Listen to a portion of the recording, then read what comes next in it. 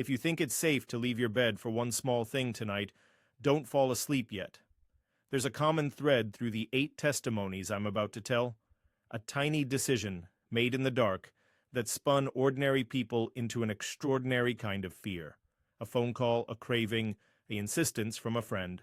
Nothing cinematic, nothing heroic, just a shrug and a step toward the door. And that step was sometimes everything. I collected these accounts from people who asked for their names to be changed or shortened. They trusted me with the shape of the night as they remembered it, with that wrong electric feeling people get when something seems slightly off, like a radio out of tune with the world. I'm going to read them as they told them, first person, unadorned. I'll add what I need to keep you oriented. Where it happened, what the street smelled like, whether the dogs were barking. But I won't give you easy answers. None of them had one. If you like late-night nightmares like these, subscribe now. You'll get the rest of the list. For now, stay with me. Keep your lamp within reach. Pablo, the factory call. I got the call at 1:30 in the morning. It was Pablo, my partner at the small textile shop in town. He never called so late unless something mechanical had gone wrong. His voice was tight, clipped. "Can you come? The press is stalling. I can't get the feed to reset." He said it like a technical problem, like a rhythm that had been interrupted and needed fixing. I told him to wait, that a machine could wait. He insisted. "Please, Can you come? It's the new batch. Just to look." I remember the way he spoke, like the sound would break if he didn't keep it even. The drive was empty. The highway smelled like diesel and rain. The asphalt still held the heat from the day. My old sedan had a muffled radio I never bothered to replace, so it was just me and the needle on the gas gauge. I told myself I'd be back before 2. I told myself all the reasons you tell yourself when you don't want to be afraid of leaving a warm bed. Pablo's place is on the edge of town, just where the light thins and the factories open like sleeping whales. The yard was wide and mostly empty, scattered with pallets and the ghosts of forklifts parked like beasts. The factory smelled of oil and cotton lint and something chemical that hangs like a second skin in the summer. The press hummed when I walked in, small lights blinking. Pablo was hunched over the control panel, a cigarette stub smoldering between 2 fingers. We stood there, hands on the console, trading the kind of jargon you never want to speak at 1 in the morning. He had me climb into the machine room to check the feed belt. The place is a maze of metal, gears, rollers, and all the things that pinch and pull fabric into something that gets sold at the market. The room's only light was an overhead fixture that buzzed low, and the sheets of fabric snapped as they passed, like a laundry beating time. I was done in 10 minutes. We both knew it wasn't the dead of night that had made the belt slip. It was a child's seam or a thread out of place. You fix it, reset the clutch, and that's that. Pablo said thank you like he was letting a favor go. He locked up. We stood for a minute in the yard because it felt wrong to walk away just like that.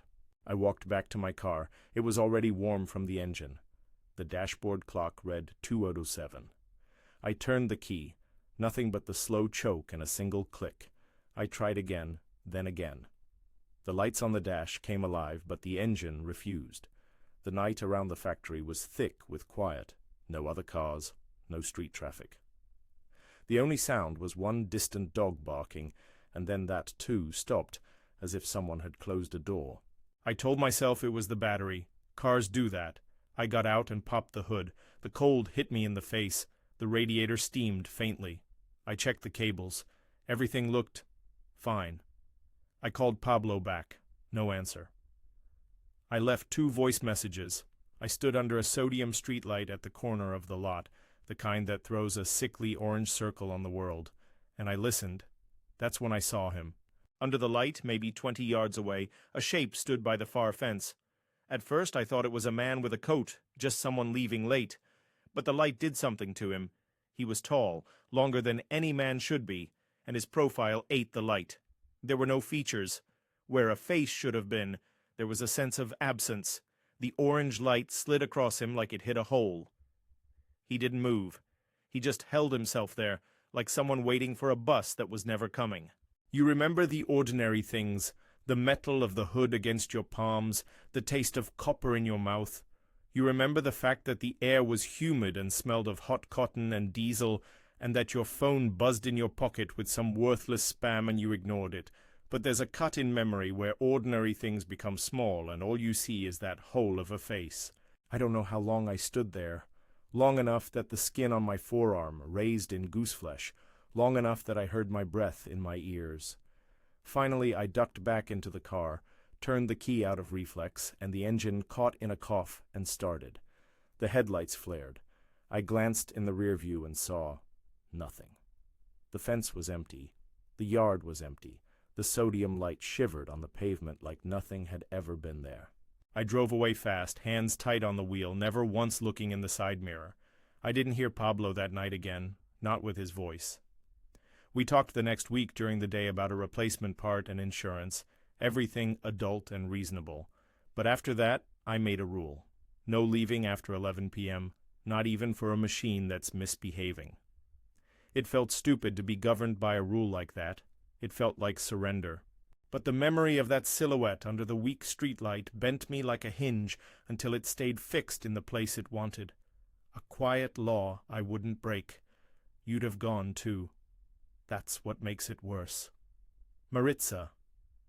The motorcycle ride. I met Maritza at a party 3 days after the firecrackers stopped popping for New Year's. She was small and quick, always on the move. She told me this next story with her hands like she was steering a bike the whole time. I thought it was just a stupid thing to do, she said. I thought I'd be back in 10 minutes. She lived in a village outside town. The roads there are narrow and fall away from civilization into scrub and dirt. There are stretches where the only light is what you carry on your helmet. On Saturday nights, kids from the city come out for bonfires and music. She said the air smelled like smoke and roasted corn past the bonfires, and the sky was a black bowl with a scatter of stars. She was going to see someone at a party. A crush, she admitted, and she laughed and then stopped when she remembered the way the night felt. She rode a small, stubborn motorcycle with a dent in the left fairing. She knew the road. It was the one every young person takes when they want to disappear into music and slow kisses. It was just a straight stretch for a long way, with a blind hill where the dirt felt like velvet under the tires. It was there, on that blind stretch, that she felt something beside her. She said the first thing she noticed was the pressure in the air. It went cold and heavy, like the world had thickened. Then she heard something, a whisper of movement, so soft it could have been leaves. She looked to the left because that's where your instincts take you when you feel watched at night. At her shoulder, gliding without rhythm, a figure kept pace. It was tall and thin, dressed in something that absorbed moonlight. The thing moved without feet. It hovered slightly above the road, its hems not touching the dirt. It was older than old, like time had washed it utterly smooth. And where its eyes should have been were dark hollows that didn't reflect any light, not pupils, just darkness. She said she kept her hands steady, that the bike became two things at once, the vehicle she had always ridden and the only barrier between her and whatever that thing was. She remembered wondering why the streetlights didn't flicker when it passed, why the sound of the engine didn't change, why the stars didn't blink out. People say you go numb. She said she didn't feel numb. She felt sharpened, every sense turned to a point. She rode. She didn't accelerate, didn't brake. She kept the motorcycle balanced the way you balance a tray on a ship. The thing didn't speak. It only moved with her, like a shadow that had learned to breathe beside a body and not inside of it. When she finally reached the clearing where the music was loud enough to hurt, other people were sitting on crates and laughing. She stumbled off the bike and told them she had to sit down, that something had happened out on the road. No one saw the thing. They joked, asked if she'd been drinking. She said she was sober. She said she saw empty space in people's faces like a lack of interest, and it made her feel both exposed and ridiculous, like a child telling adults about monsters. The longer she tried to explain, the more she felt herself shrinking under the assumptions of friends. No one else walked that same thin line on the road that night. After that, she stopped going out for rides at night. She sold the motorcycle a few months later and took a job nearer to home. Sometimes she still dreams of the road, of the way the thing matched her speed without ever spooking the world around them. She told me she keeps the headlights on longer when driving at dusk now, as if light itself can be a promise. People told her to let it go. People told her she conjured it from nerves. She didn't have an answer, but she knows the sensation of being kept company by something that shouldn't be able to walk, and that, she said, changed the way she moved through the dark. You would have taken that trip for the girl you liked. You would have risked the empty stretch. That's why it matters. Oxo, the silent dogs. This next one came from a woman who asked I call her only by the name she used at the time. She wanted nothing to do with her full name in print. I'll call her Anna. She said she was a smoker, not proud of it, but honest. She kept a pack in the glove box and a lighter in the pocket of her jacket. One night, at almost midnight, she told me she couldn't sleep from a toothache and she needed a cigarette to take the edge off. So she went out. In parts of Mexico and other places, a 24-hour corner store, an OXXO, exists like a small, luminous refuge. It's fluorescent and humming and full of the little things you only ever need at odd hours. It's the kind of place that feels safe because someone is always awake there. Anna said it was 2 blocks away. Her street had those narrow sidewalks and a line of houses with barred windows. The world felt soft with distance, like sound had been wrapped in cloth. What she tells me she remembers first was the dogs. They were everywhere in her neighborhood, strays at most, anchored to lampposts and gardens by habit if not by chain. Normally they barked and moved with the passing of a person, a little chorus of guardians. That night they were still.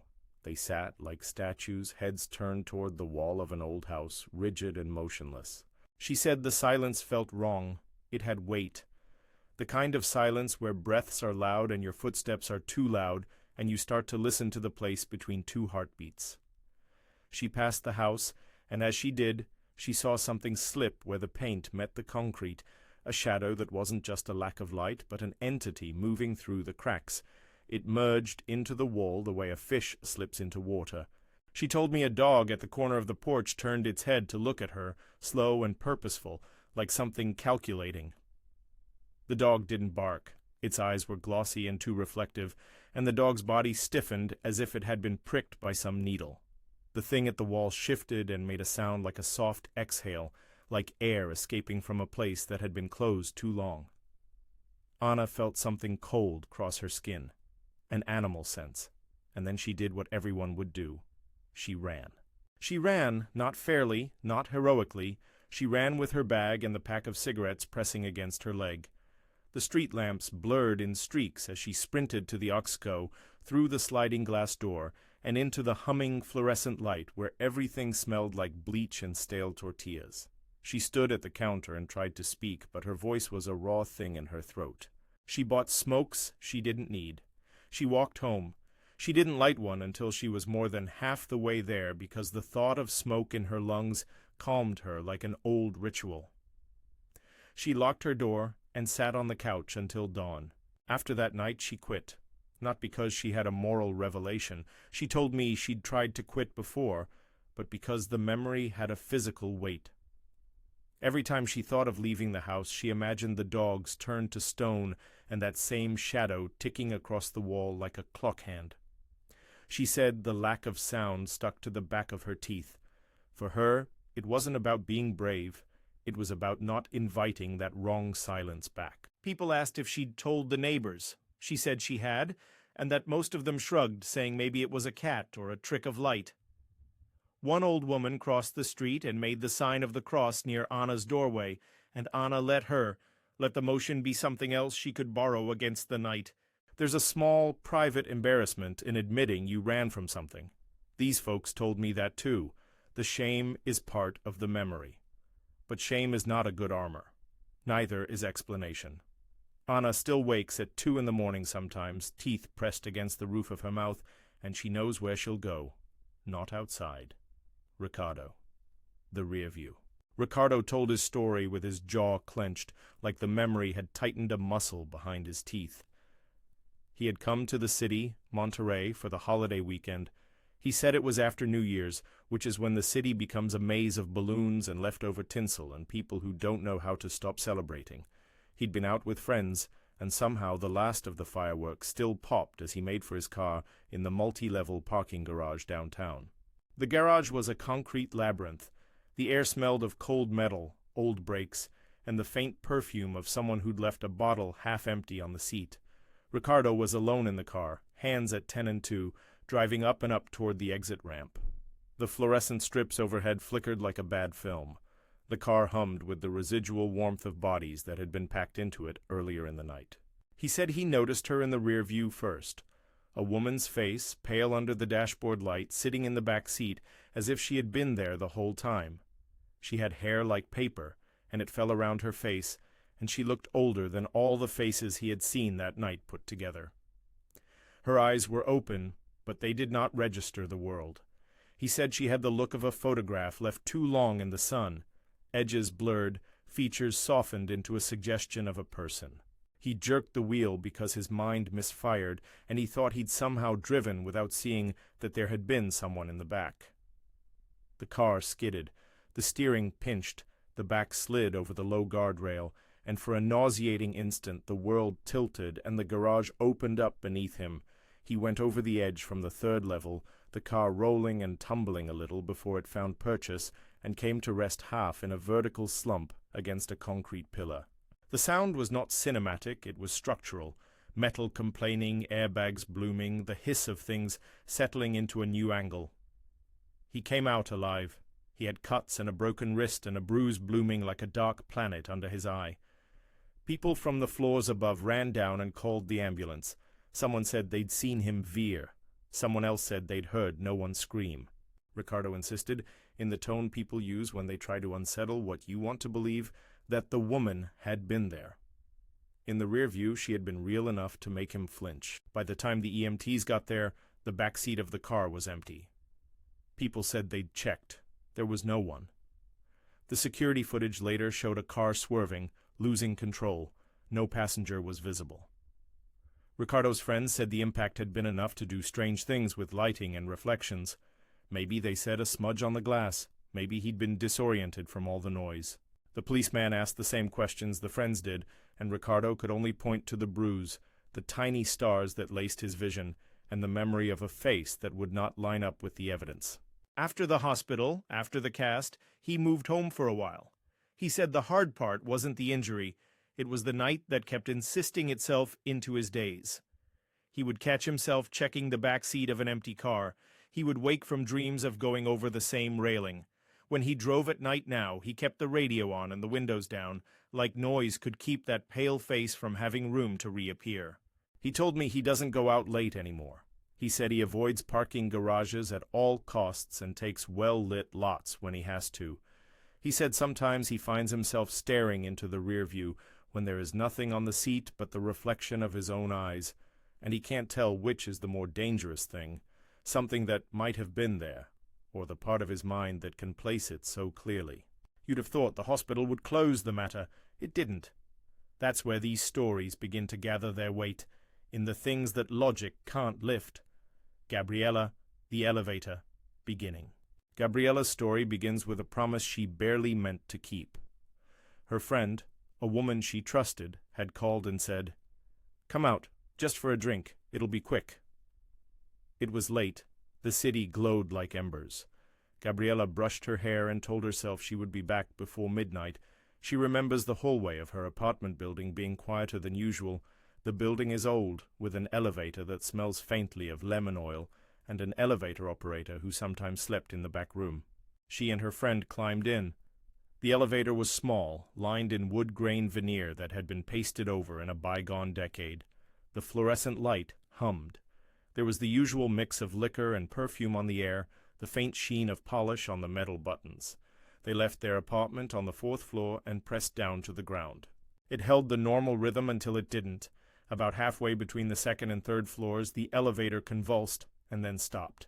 The light dimmed in a little flinch, and the neighbor's laugh from the hallway faded. They were suspended, if that's the word, held between floors like a piece of laundry, trapped in a chute. Someone pushed the button for the emergency line. The intercom clicked with a voice that sounded distant and discounted. "Don't worry," said Gabriella's friend, trying to keep her voice steady. "They'll get us out in a minute." But the minute stretched. The emergency light trenched the corners with its weak attention. Every breath in the box echoed. It was during one of those breaths that the sound started. At first it was a small, deliberate tap, like someone walking on a roof. Then another tap. Tap, tap, tap. The footsteps had weight. They were not the jittering dashes of rats or the light patter of a loose tile. These were heavy, done in a cadence that could be counted. They moved across the car above them, and then there was the impression of someone standing and shifting weight, and then a knock, one, low and solid, on the ceiling directly over their heads. Gabriella told me she had never heard a sound like that so close and so intentionally outside the metal that contained them. The knocks weren't hollow. There was a meat to them, an insistence. She said she could feel the thump in her ribs. The friend started to cry softly. The elevator flickered, and the handrail vibrated with the aftershock. They shouted to the person above. "Hello?" they called. "Please, we're stuck." No answer. The knocks continued in the same pace, measured, patient. This is where I'm going to stop for a moment. The texture of that knock, 3 beats, a pause, then 4, lingered in Gabriella's telling like a pattern that makes no sense and refuses to stop. She told me about the smell then, like ozone after lightning, and how cold ran down her spine though the box was warm. She said she learned the meaning of stuck there between floors, how it expands and fills your head with the sound of its walls. She said they prayed. Her friend whispered something about an old woman who used to live on the roof of the building, an urban joke she'd heard, and both of them laughed a little, like people do when they try to make raw things ordinary. The laughter broke in a taste of metal. The knocks didn't stop. At that point the intercom cracked and said the line was down and someone would be sent. The elevator hummed with that small, useless hope. Gabriella's fingers found the seam between the wall and the ceiling. She pressed her ear to the metal. The knocks were no longer tapping randomly. They were a communication, a slow calculation. She could feel them in her teeth. Her friend started to hyperventilate.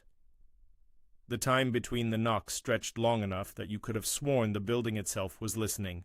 And then the elevator shuddered, as if whatever had been tapping finally chose to move. The sound stopped. It cut off the way a radio cuts when someone kills the power, sudden, complete. 1 second the knocks were counting the seconds of a life, and the next there was nothing but the hiss of the light and the little whimpers from my friend. The box hung there, like a breath suspended. Then the cables pulled, not with the slow kindness of a mechanic's hand, but with a hard tug that snapped the metal and threw us forward into the corner. The lights flashed bright and then dimmed. The smell of dust and oil flooded in like someone had opened a window to the outside world. We crashed, not violently, not like the movies, more like a chair being dropped after you stop caring about it. The elevator landed with a clunk that reverberated through my teeth. The doors unlatched and slid open, but it wasn't to the lobby. We were on some other floor, the kind you don't go into unless you work in a building. There was a scent in the corridor, old paper and something sweeter, like a drawer of sugar left open. The hallway light was a sickly tube casting long, polite shadows that didn't move. For a moment we just froze. The handrail under my palm was warm from where I'd been gripping it. My friend had her face in her hands. Somewhere, high above, something moved, like a foot shifting weight, and a faint scrape traveled down the lid of the building and seemed to hang in the air, unresolved. We forced ourselves out. The lobby was empty. No porter at the desk, no cars at the curb. It was the sort of emptiness that's not about people being gone. It's about absence being arranged in a way that feels deliberate. We ran. We ran through the street that smelled of smoke and sugar and late coffee. We ran past a vendor, packing up the night like a sheath. People looked at us, at our hair stuck to our foreheads, at our clothes askew, and I tried to explain, but the words didn't fit the face of anything normal. The next day, everyone joked that it was a stuck cable, a mechanical failure. They called a technician and checked the logs. The elevator showed a moment of power swerve and then normal operation.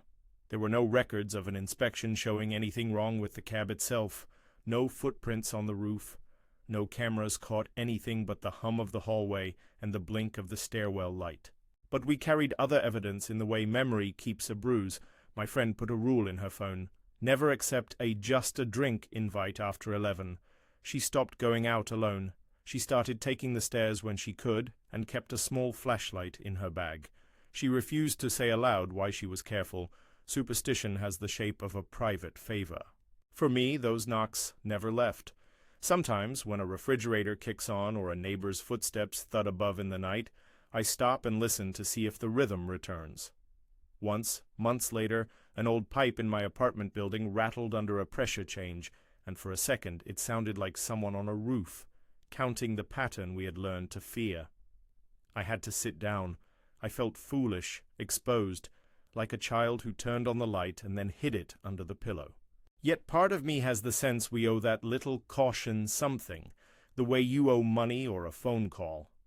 There are things you cannot prove, but that don't stop being real to you. You'd have climbed in that elevator.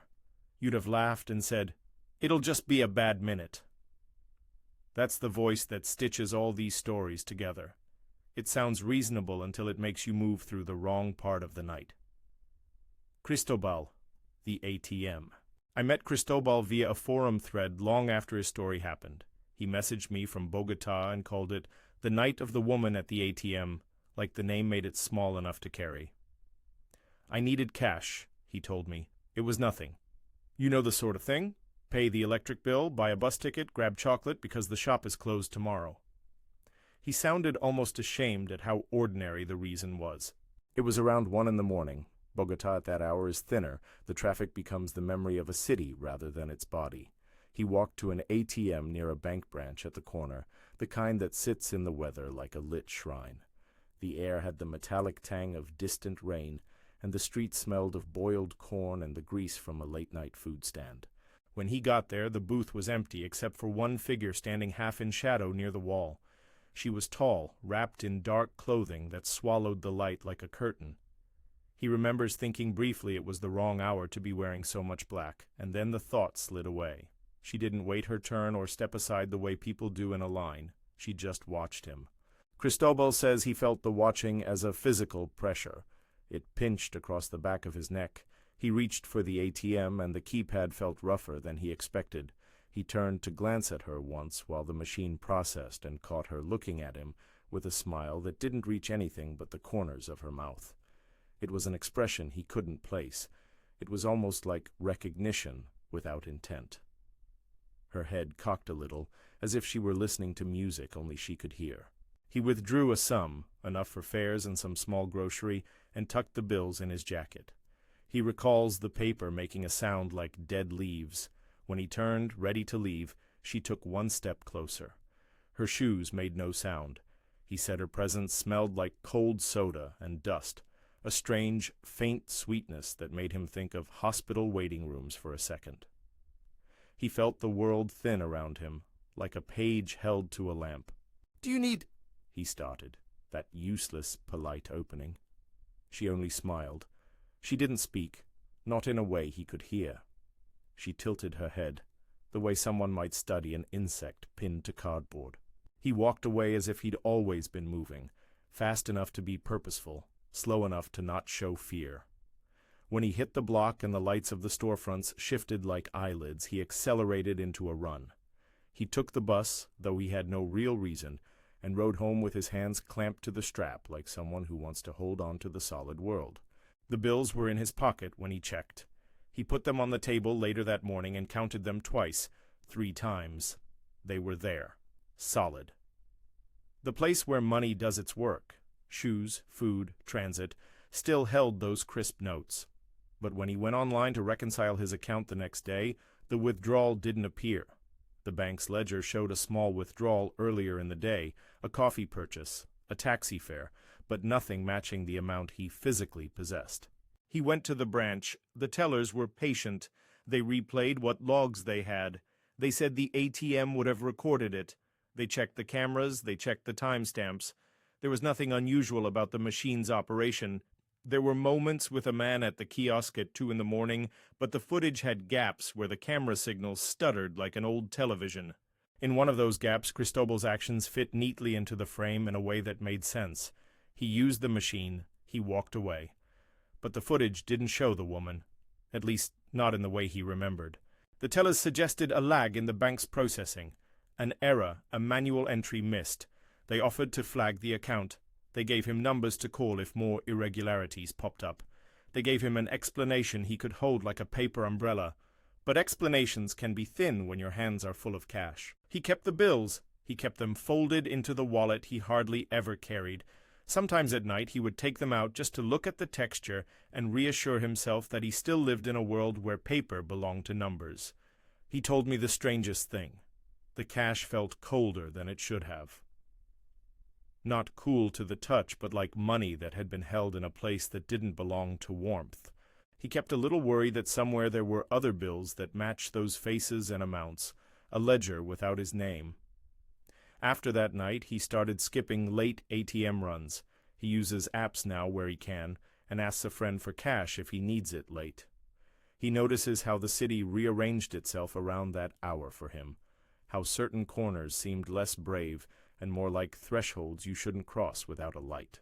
He told me he doesn't know whether she was a person, a trick of fatigue, or something else. He refused to say it was supernatural. He wouldn't let his voice settle into certainty. But the unease stayed lodged in his ribs like gravel. You would have gone for cash too. We all do. It's that small blank of reason that makes the night dangerous. Workaholic, the white cloud. This next account came from someone who worked too long in the wrong parts of town. I'll call him Daniel. Daniel runs late, too late, because work doesn't stop for the hour. He carries a laptop like a talisman against unsaid things. The night I talked to him, he kept rubbing the knuckle of his thumb raw like nerves and habit trying to make a signal. He had left the office at nearly 2 a.m. to retrieve a file he'd forgotten in the car. His building had a parking garage below, dim and ventilated, a place that smells of brake dust and slick concrete.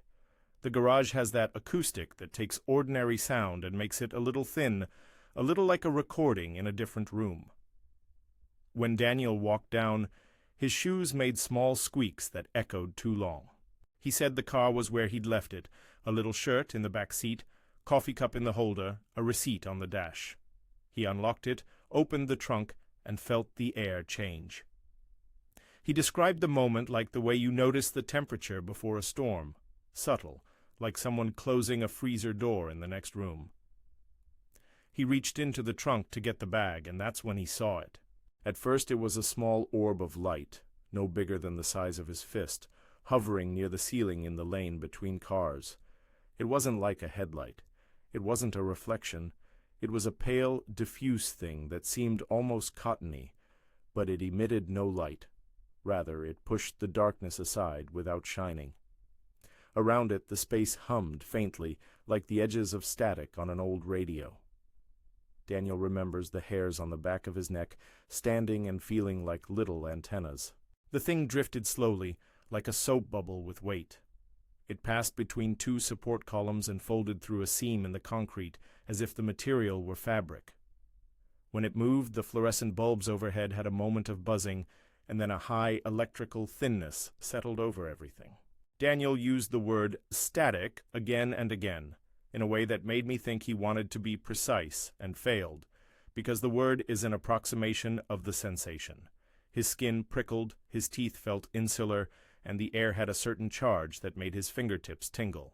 He grabbed the laptop, hugged it to his chest, and the little cloud, if cloud is what we are calling it, coalesced and drifted between his legs and up toward the roof.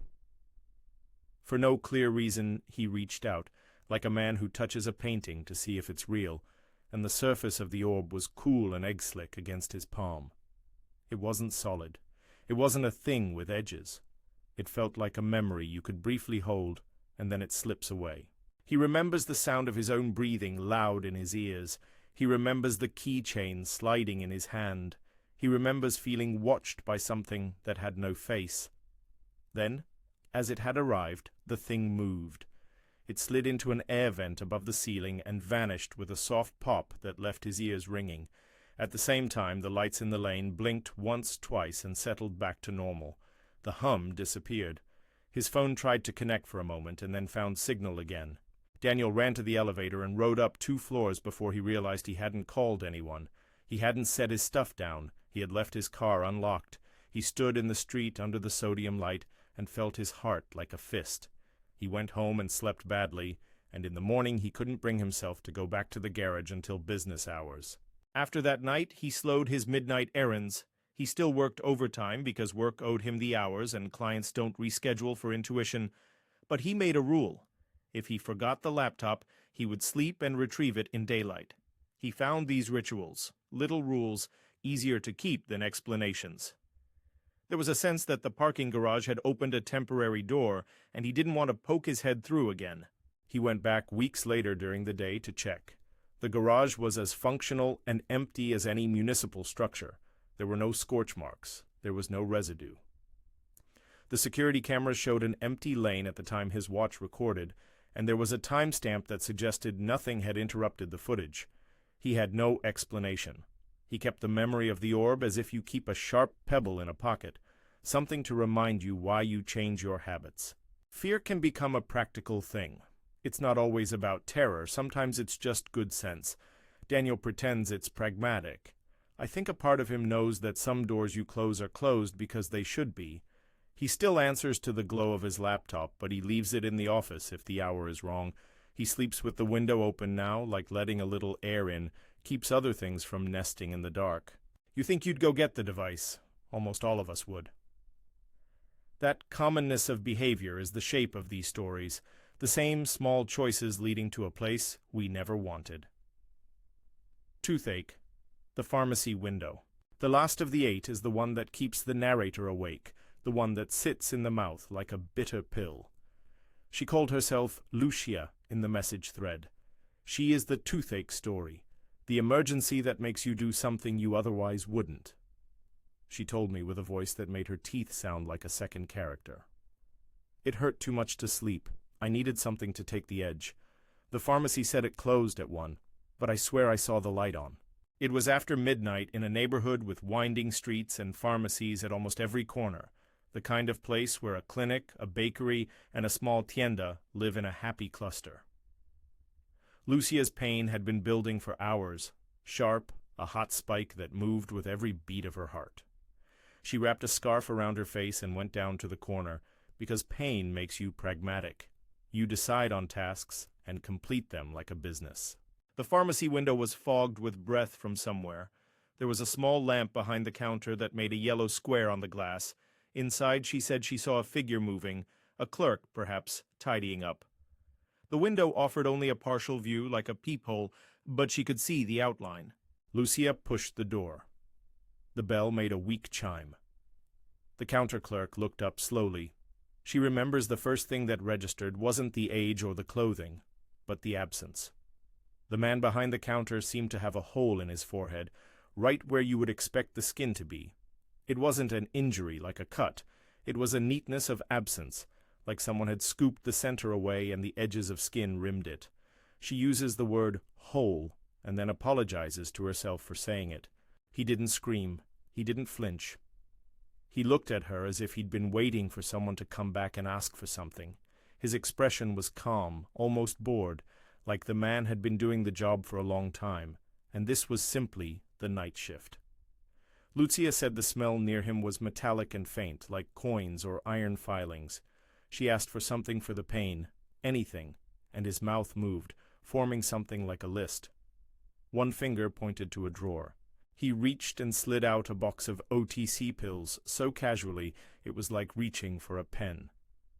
Lucia remembers the way the light hit the hollow. There were no maggots, no gore. This was not a gruesome scene in a horror movie. It was clinical absence. It was as if someone had removed a button from a sweater and the hole remained unfilled. She tried to keep her face neutral, like a customer making a request. She paid. He took the money with hands that smelled faintly of antiseptic. The transaction was ordinary. When she left the store, she realized she was shaking. The box of pills felt small and ridiculous in her hand. She sat on the stoop outside and put the pills under her tongue like a charm. She swallowed water, and the pain dulled just enough for sleep to be possible. She went home and lay down, and in the night the ache receded until she woke to a world that had lost the sharp edges. In the morning she walked back to the pharmacy, needing to know if the night had been a fever dream. The stores were open. A different man stood behind the counter, young, polite, wearing a branded polo. He helped an old woman with bandages and smiled. Lucia asked for the manager. The manager said the store had been closed at 1, they had a late schedule, the overnight clerk had left at 2, and everyone was baffled by her story. They checked the security footage and offered to show her. The grainy video showed a silhouette moving in the window that night, and it showed the clerk placing items in a bag. It showed Lucia entering and leaving. But the frame of the man's head in the footage looked ordinary, nothing missing from the forehead, nothing that matched the curious hole she saw. The manager suggested fatigue, dehydration, a trick of the fluorescent lights against her swollen face. Lucia didn't accept that in the way she felt she needed to. She carries the memory like a small, dangerous secret. She told me she keeps a different route home now, one with more lights, fewer late shops. She keeps gel packs by the bedside and will not walk out to fetch medicine again unless someone else goes with her. She calls neighbors if she wakes in pain. She sleeps with earplugs most nights, not because she wants silence, but because sound seems to pull the shape of things toward her. Sometimes she dreams of the counterman and sees the hole open like a door. Other times she forgets for weeks and then remembers all at once in a grocery line and has to excuse herself. She told me she knows she might be embarrassing herself with this talk. She knows people will suggest medicine or stress or strange dreams. She knows the science. She knows the footage. None of those things make the memory any less real to her body. You'd step out for a pill. You'd do the same thing. That's the ordinary logic that stitches these accounts together. Need, action, consequence. Tying the threads. The warning. 8 small decisions. 8 moments people thought were unimportant. Each choice. 1 cigarette, 1 ride, 1 cash run, 1 trip to fix a machine, 1 elevator ride, 1 return for a laptop, 1 midnight errand, 1 desperate walk for pain relief, was a tiny breach in the boundary that separates sleep from a kind of wakefulness that doesn't feel safe. None of the stories end with glory. None end with some tidy explanation. They end with consequences. Nights remade, habits rewritten, the long ache of not being sure. What ties them together is not the thing they encountered. There is no single monster with a resume, but the texture of the world at that hour. The night rearranges things. Shadows behave differently. Dogs stop being dogs and become sentries. Mirrors and windows do strange work. Static appears in the wrong places. The ordinary turns porous. You may be thinking of other nights you've left bed on a tiny errand, the "I'll be right back" that becomes minutes of exposure. And you may have gone out and come back and nothing happened. That's the thing that keeps these stories alive. The world is not evenly dangerous. Danger is patchy and personal. It lights one person and not another. That inconsistency is part of what makes us keep testing it. None of the people I spoke to ever claimed to have proof. They offered testimony and the kind of small physical evidence common to all of us. A scar, a bruise, a changed route home, an avoidance tactic, a folded rule written on a phone. They told me what they knew, what their bodies remembered, and then let the rest be uncertain. I honored that uncertainty because certainty would make them liars, or me a fool. It's important to say, I do not tell these stories as proof. I am telling them because they are what people live with. Here are a few things I noticed in common. First, the hour. Late enough that the world is thin. Second, the impulse that pushed them out. Small, ordinary, reasonable. And third, the aftermath. Habits changed, plans altered, private rules invented to keep a new kind of fear at bay. The night, they learned, is a different country. You can go there, but you should do so with a passport. If you believe, if you find yourself nodding at the shape of a silhouette under a streetlight, or the idea of a woman in the back seat, then take the caution and keep it. If you don't, and you think fatigue or stress explains everything, then keep the caution anyway. It's cheap, and you won't miss much in the way of convenience. The rule all these people adopted, some formal, some only in the mind, was small. Don't move through the dark unless you have to. Don't fall asleep yet. Keep the lamp close. Keep someone on the phone if you have to go. Leave the errands for the morning unless the matter cannot wait. After all, how many small decisions have you made in the dark that later felt like choices you couldn't explain?